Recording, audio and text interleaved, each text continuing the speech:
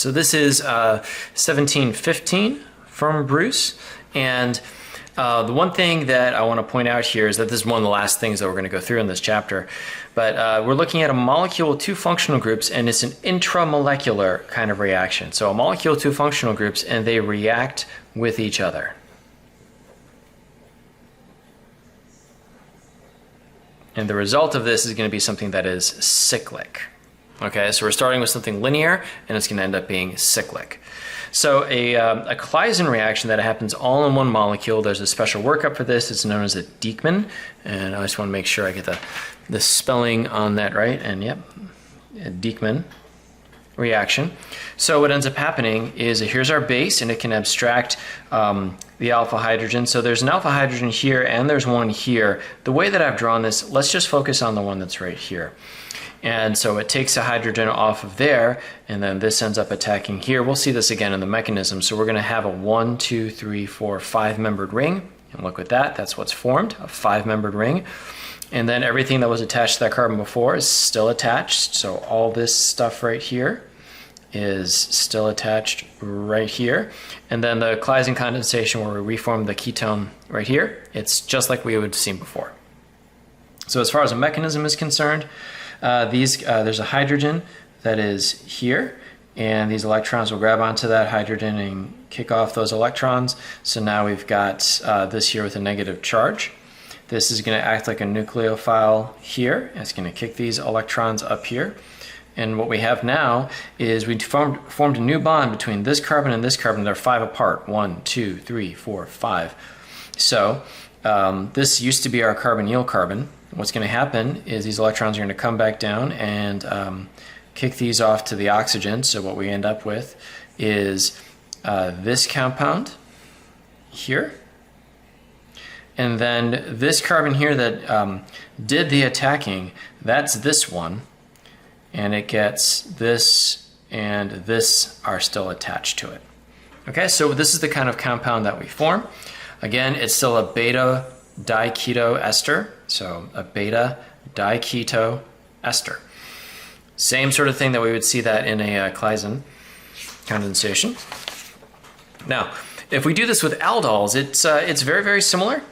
Here's the thing though, if I have this diketone here, when I have a base that's going to take something off, it can take off alpha hydrogen from one of these two.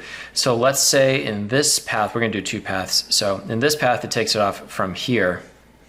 So one of the hydrogens gets removed there, and that it ends up attacking here.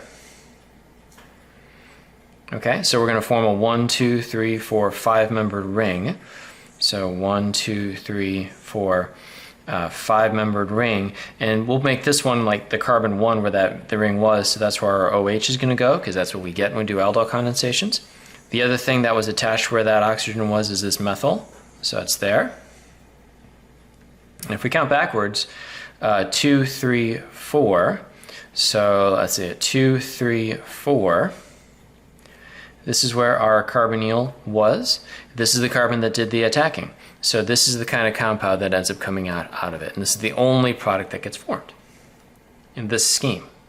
Now, the other place that we could take a hydrogen from is here, right? So let's say it does that and we take electrons away from here. What ends up happening here is that this guy can attack here and we get a 1, 2, 3-membered ring. We don't see many of those for good reason.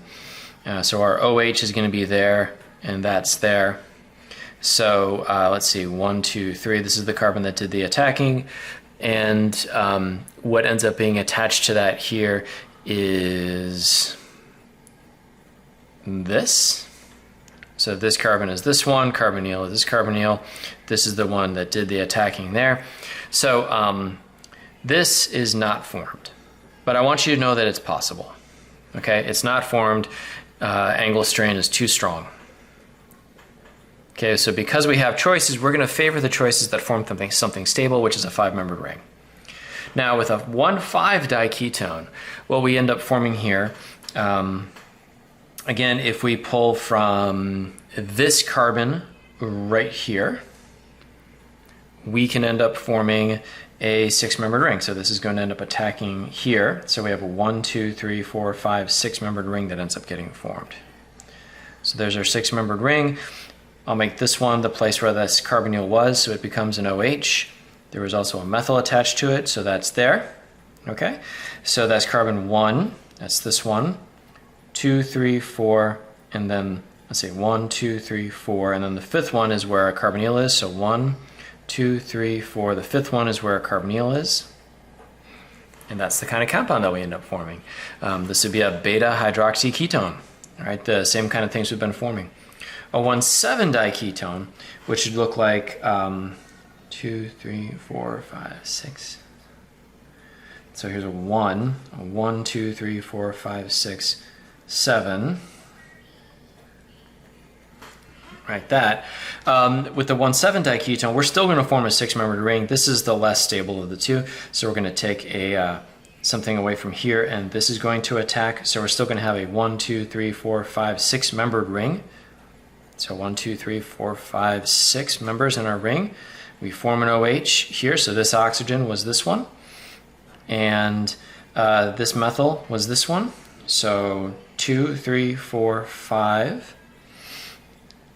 6 is the one that did the attacking. So on the 6th one that's over here, this stuff is attached. So we have this. And again, we have a beta hydroxyketone. Okay, so your book has some pretty good examples on this. We're going to actually work through one right now.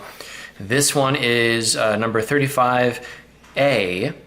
And so here's our compound here. So if we're going to do an aldol condensation here, reacting with the base, this is where the hydrogen is going to be pulled from. So we've got OH minus here.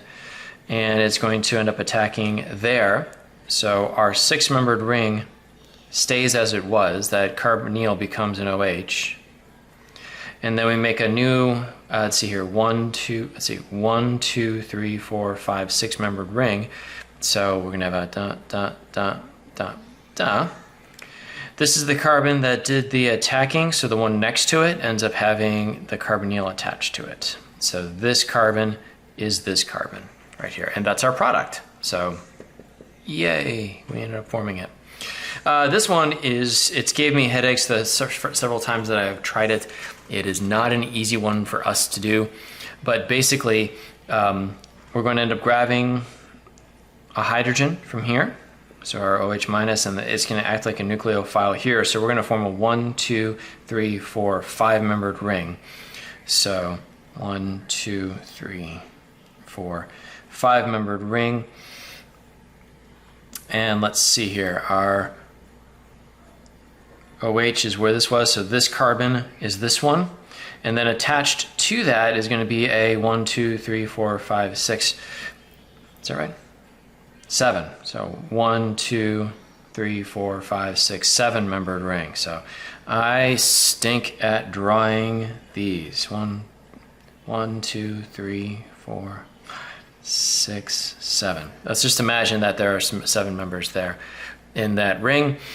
And yeah, that's what ends up being formed. Now let's see here. I just have to figure out where the carbonyl was supposed to be in this one. And I'm not going to end up getting it right. So if this is the one that forms the new attachment, so that's one that forms the new attachment, so the next one over, so that's what should be formed. Okay? So best of luck as you go through and do all these different problems. It is worth spending a couple of minutes really looking at these, but that kind of ends all the different things that we're going to do in this massive 17th chapter of Bruce. So good luck.